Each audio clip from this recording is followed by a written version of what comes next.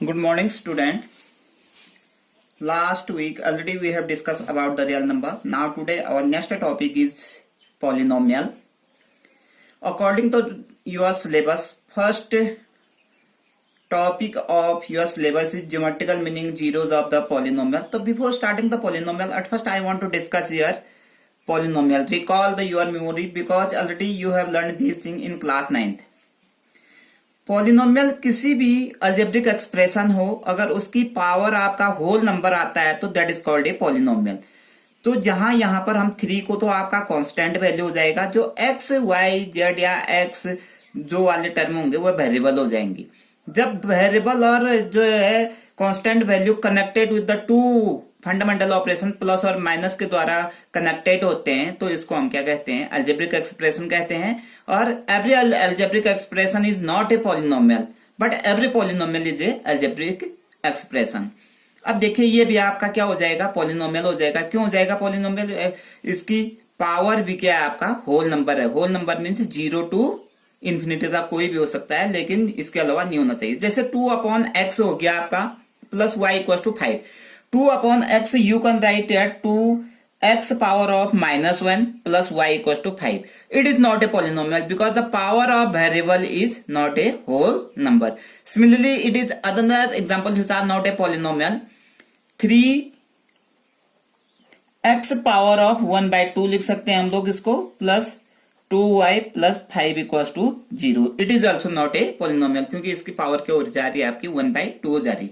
अब होता है degree of polynomial. Degree of polynomial उसको कहते हैं the highest power of the x. जैसे एक्स के टर्म में होगा तो हाइस्ट पावर जो पॉलिनोमियल के हाइस्ट पावर होगी वही आपकी डिग्री ऑफ पॉलिनोमियल हो जाएगी। जैसे आपका देखिए px equal to 5x square plus 3x power of 5 plus 2 हो गया। यहाँ पर हाइस्ट पावर ये टर्म कहलाते हैं आपके, these are called the term. ये टर्म हो गया आपके।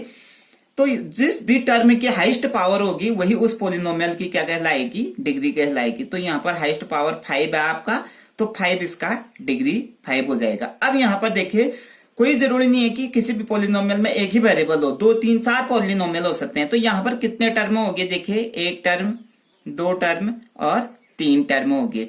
तो जिस टर्म की हाईएस्ट डिग्री होगी उस पॉलिनोमियल में वही आपका क्या कहलाएगा, डिग्री ऑफ द पॉलिनोमियल। जहां पर इसकी एक्स की 1 2 3, तो ये इसकी डिग्री कितनी मानी जाएगी, 3 मानी जाएगी क्योंकि यहाँ पर 2 है, हाईएस्ट डिग्री क्या है आपकी 2 है। अब now type of polynomial, there are different type of polynomial. Number 1 constant polynomial हो गया। तो कांस्टेंट पॉलिनोमियल होता क्या है, ए पॉलिनोमियल ऑफ डिग्री 0, ऐसा पॉलिनोमियल जिसमें जो वेरिएबल की पावर क्या हो जाती है, डिग्री जो है 0 होगी, वह कांस्टेंट पॉलिनोमियल कहलाएगा। इसका जो जनरल फॉर्म होता है वो हो जाता है आपका px equal to k, x variable. तो जैसे 3x की पावर 0 है तो 3x power of 0 you can write या 3, क्योंकि x की पावर 0 की वैल्यू आपकी हमेशा क्या होती है, 1 होती है। दूसरा हो गया आपका लीनियर पॉलिनोमियल।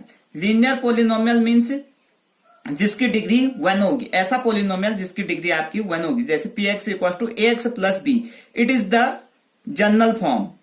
तो एग्जांपल दे रखा है मैंने 3x प्लस 2 इक्वल टू 0, तो इसकी डिग्री क्या है, 1 होगी, तो लीनियर पॉलिनोमियल। दूसरा हो गया आपका क्वाड्रेटिक पॉलिनोमियल। क्वाड्रेटिक पॉलिनोमियल का जनरल इक्वेशन ये हो गया आपका x square plus b x plus c where a does not equal to 0।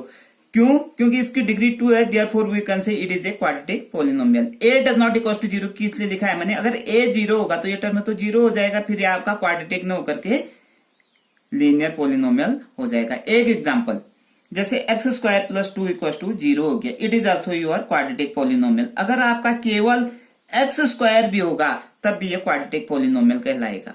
Now cubic polynomial, a x cube plus b x square plus c x plus d, this is also your standard form of a cubic polynomial. Why? Because it has the highest power of degree is 2।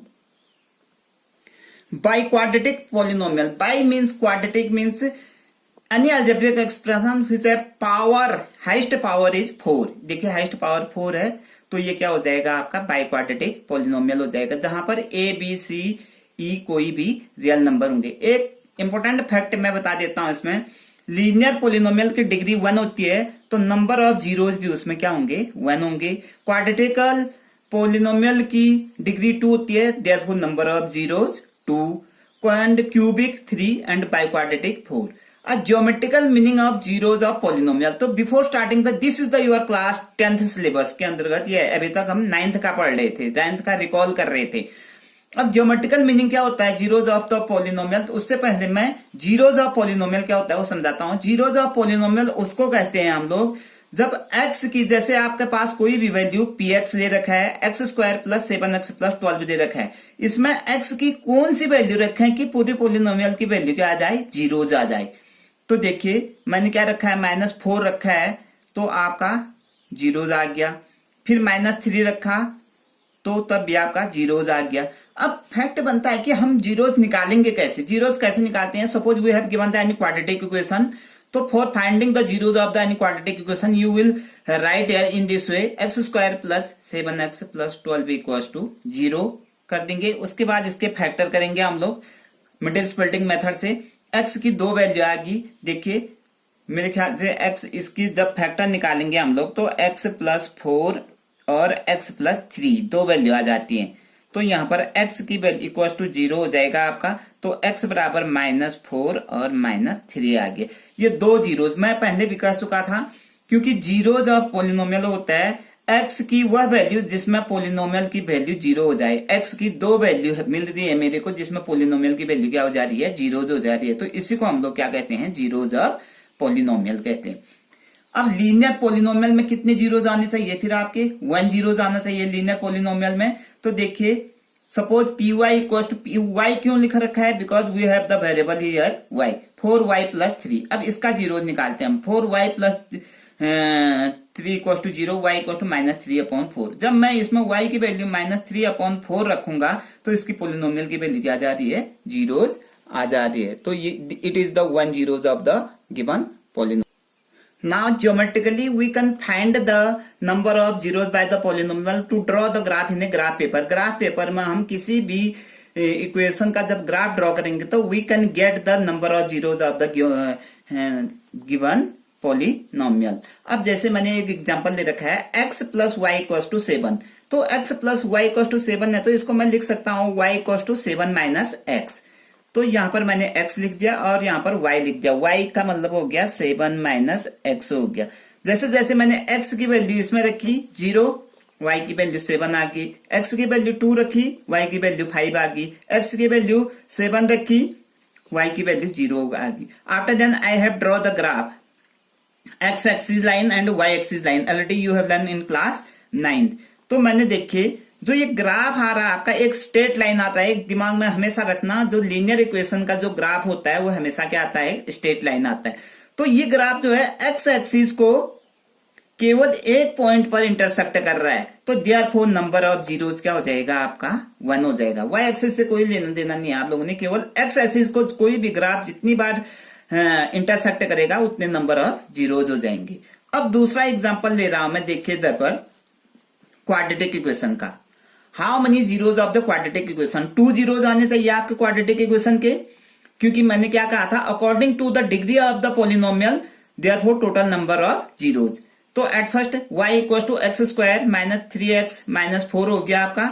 तो यहाँ पर x लिखा मैंने, यहाँ पर y लिखा. जैसे जैसे मैंने x की वैल्यू रखी तो मुझे y की वैल्यू मिलती रही. y की वैल्यू मिली तो उसके बाद मैंने देखिए x एक्सिस और y एक्सिस मैंने लाइन ड्रॉ की. तो यहां पर आपका जो ग्राफ आ रहा है वो आ रहा है पैराबोलिक, इसको कहते हैं हम, it is called a parabolic upward. तो now because the graph is intersected the x axis is 2 point, 2 point पर इंटरसेक्ट कर रहा है, देयरफॉर वी विल राइट या number of zeros equals to 2. Similarly you can solve the your question with the help of given question. Thank you, have a nice day.